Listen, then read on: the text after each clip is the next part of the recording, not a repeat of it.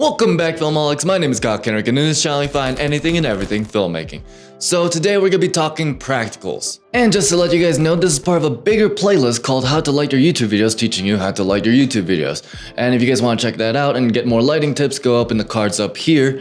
And also, if you guys enjoyed this video, go ahead and like and subscribe, but let's cut to the chase. To start things off, we're gonna talk about why are practicals important. To do this, I'm gonna use basically the best form of advice that anybody can ever give for filmmaking in general, and that's show and don't tell.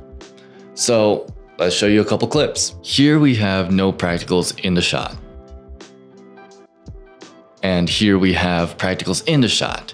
And as you can see, it adds a life and vibrancy to the scene and the set to cause this tone that you're trying to get. Now let's talk about how to use practicals step by step. Step 1, assess the scene. And by this I mean you just want to frame the shot the way that you already want it and just analyze it. See all the dead space, see all the places that kind of feel empty and just kind of bore the audience. A lot of mistakes come from that when you're first starting to film anything, that there's nothing in the background, it's just a white wall or just a blank wall that has nothing on there.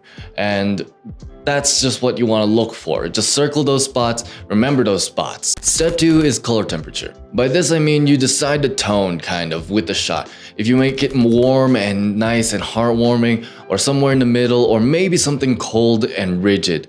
Something in those senses. And to do that you have to find the right bulb. Every bulb, if it's not bicolor, is going to be one color temperature. So you'd have to buy something with the color temperature or something that is bicolor that you could change on a phone or like controls or something like that. It really helps out once you're trying to color grade and trying to make sure the white balance is perfect for your camera. Also, make sure it's somewhat dimmable. We've assessed the shot, chose the bulb that we need to use and the color temperature that we need to use it in, and now for step 3, fill in the blanks. And this is the easiest part, it's in the title of the step. Fill in the blanks. And since we already know the dead spaces around the whole place in the shot, then you can fill it in with either lamps, string lights, even a laptop. See, if that laptop wasn't there, this is what it would look like. One sec.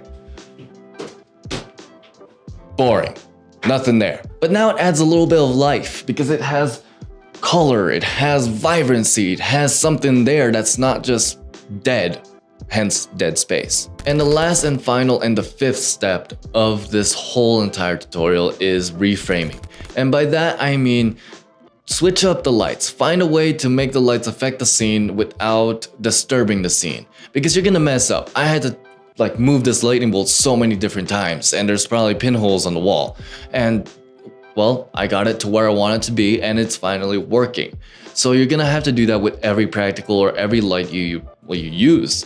So this is the most important part. Have some test shots, find a way to make the aesthetic just perfect. So for Kyle's conclusions, practicals. It's the easiest way to add production value and covers up dead space and adds so much atmosphere to your shot. It's the most beautiful way to do it because it's gonna cost at most $50 to buy just the lamp and the bulb and there you go. Or maybe again string lights or LED lights or neon lights or laptop or whatever. Something you can fill in the background to kill that dead space. Kill that dead space, that's just weird. And the sad part is that they're kind of overlooked. If you just try them out and learn to have an eye for it, to just use them regularly. I mean, look at YouTubers. There's so much light in the background and that's because it adds life and atmosphere, like I said before. So test them out. Don't be afraid to use them. Don't be afraid to just put something there because it's dead space. I can't talk more about dead space because it is the biggest thing in like movies that really piss me off, at least people who just start out. There's just so much dead space and you could be doing so much. You could be showing a reference to a movie you love or like that's a Back to the Future thing. They did that so many times. There's so many movie posters in the background. You could add so much life by just filling in the dead space. So we're gonna talk more about that in a separate video eventually, but the practicals are just one of the easiest ways to do that. I keep repeating myself, but it's just true. So let's just go on. And if you guys want to check out the lights I use for my YouTube videos and the practicals I use, maybe that lightning bolt, the links are gonna be down below for all the gear I use at no extra cost to you guys. It's just gonna help out the channel if you guys do end up buying with those links. So there you go. Also, again, this is part of a playlist, and if you guys want to check that out, go ahead and check out the playlist somewhere around the screen, not on my face because there's no playlist there. That'd be weird. I do this too much. It would just take so long to, I guess, track. But yeah, do that. Also, don't forget to like and subscribe and dream on.